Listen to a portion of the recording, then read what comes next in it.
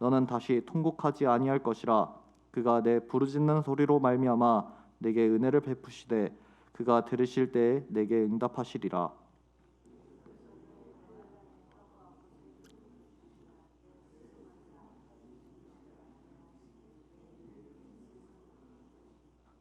너희가 오른쪽으로 치우치든지 왼쪽으로 치우치든지 내 뒤에서 말소리가 내 귀에 들려 이르기를 이것이 바른 길이니 너희는 이리로 가라 할 것이며,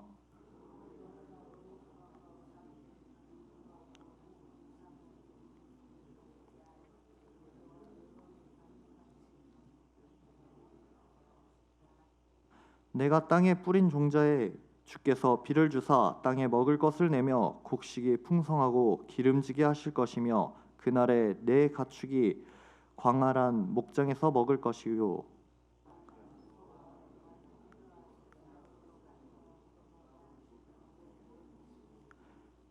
크게 살육하는 날 망대가 무너질 때 고산마다 준령마다 그 위에 개울과 시냇물이 흐를 것이며, 여호와께서 자기 백성의 상처를 싸매시며 그들을 맞은 자리를 고치시는 날에는 달빛은 햇빛 같고 햇빛은 7배가 되어 7날의 빛과 같으리라. 아멘. 내용 관찰 1번을 보시겠습니다. 하나님께서는 그분을 기다리는 백성의 부르짖음에 어떻게 반응하십니까? 19절과 20절에는 이렇게 기록되어 있습니다. 그가 내 부르짖는 소리로 말미암아 내게 은혜를 베푸시되 그가 들으실 때 내게 응답하시리라. 내 스승은 다시 숨기지 아니하시리니 내 눈이 내 스승을 볼 것이며. 하나님께서는 시온에 거주하며 예루살렘에 거주하는 자신을 기다리는 백성들에게 다시 통곡하지 아니할 것을 말씀하시며 그 방법을 이렇게 설명하십니다. 먼저 그들이 더는 슬피 울지 않게 되는 것이 하나님께서 은혜를 베푸시고 응답하시기 때문입니다. 또한 20절에 스승은 하나님을 가리키는 말로서 하나님께서 환난의 떡과 고생의 물을 받은 백성들을 외면하지 않으십니다.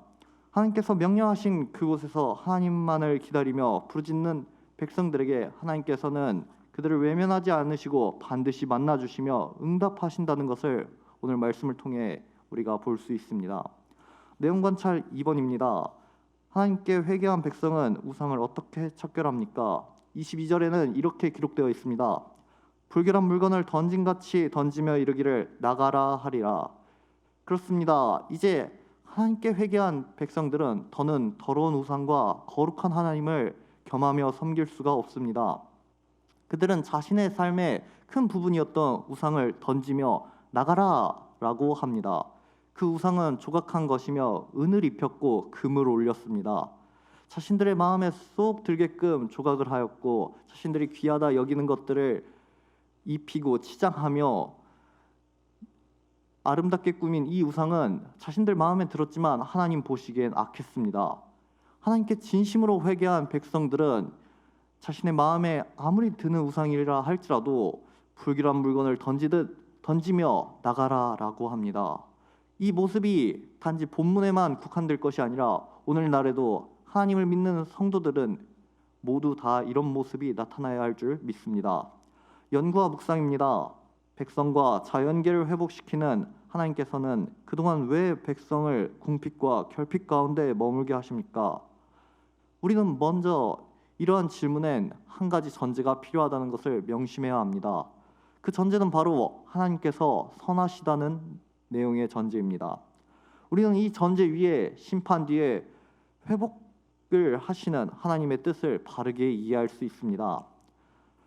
우리는 이러한 환난과 통곡과 고생의 물이 없는 풍성하고 기름진 부유를 누리며 달빛은 햇빛과 같고 햇빛은 7날의 빛과 같은 그런 기쁨만 가득한 인생을 기대하고 있습니다.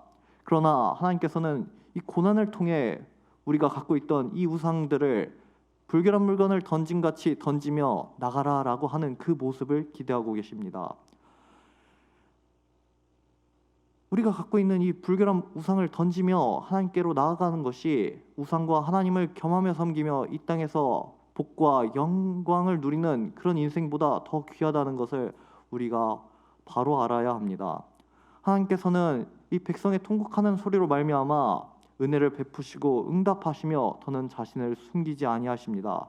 그로 인해 우리가 바른 길을 가게끔 뒤에서 하나님의 말소리가 우리 귀에 들려 우리가 하나님의 바른 길을 가게끔 하나님이 인도하십니다. 이 우상이 없는 하나님께서 응답하시고 우리가 하나님을 배웠고 하나님께서 우리 길을 인도하시는 이 인생이 가장 복되고 선한 길임을 믿으시길 바랍니다. 하나님은 백성들이 악에서 떠나기 위해 이렇게 궁핍과 결핍을 사용하십니다. 우리는 이 궁핍과 결핍 가운데서도 하나님의 백성들을 회복시키시고 자연계를 회복시키실 선하신 하나님을 기다려야 합니다. 느낀 점을 보시겠습니다. 회개하며 하나님을 기다리는 백성에게 회복을 넘어 놀라운 복을 허락하시는 하나님을 보며 무엇을 느낍니까? 저는 이 내용을 보며 은혜의 하나님을 진심으로 찬양하게 되었습니다. 하나님께서는 자신을 떠난 백성들이 다시 회개하고 돌이키게끔 많은 것들을 사용하시며 기다리십니다. 그리고 돌아온 백성들이 깨진 상처나 아픈 부위를 치료하시고 그것으로 끝이 아니라 더 큰 은혜의 복을 허락하시는 모습을 보여주십니다. 우리가 하나님을 기다린다고 생각하지만 사실 하나님께서 우리를 먼저 기다리셨습니다. 우리가 악을 행할 때 하나님께서는 그 악에서 돌이키게끔 궁핍과 결핍을 사용하시며 다시 하나님의 백성들이 자신을 찾게끔 우리를 인도하십니다. 우상을 던져버리고 자신에게 돌아온 백성들을 하나님께서는 그 상처를 싸매 주시고 맞은 자리를 고치시며 우리가 생각하지도 못한 그 놀라운 복들을 허락하십니다. 평상시에 밤의 달빛보다 더욱더 밝은 햇빛과 같은 빛이 나고 낮에는 햇빛이 일곱 날의 빛과 같은 그런 영광의 날을 하나님께서는 허락하십니다. 하나님께서는 우리를 향해 기다려주시고 돌이키게 하시고 또 거룩하게 하사 그분의 영광에 우리를 함께 참여하게 하십니다. 이 놀라운 복을 허락하시는 하나님을 보며 진심으로 하나님의 은혜를 찬양할 수밖에 없었습니다. 결단과 적용입니다.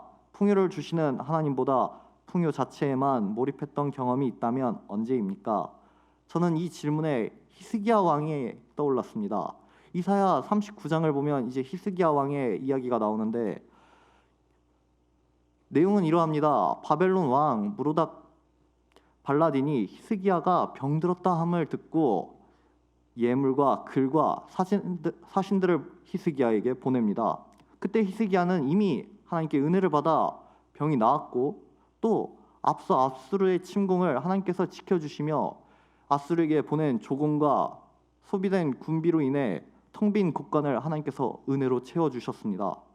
그러나 하나님의 이런 놀라운 은혜에도 히스기야의 마음엔 하나님을 경외하는 마음보다 자신이 잘됐다는 이 사실에 교만함에 빠지게 됩니다.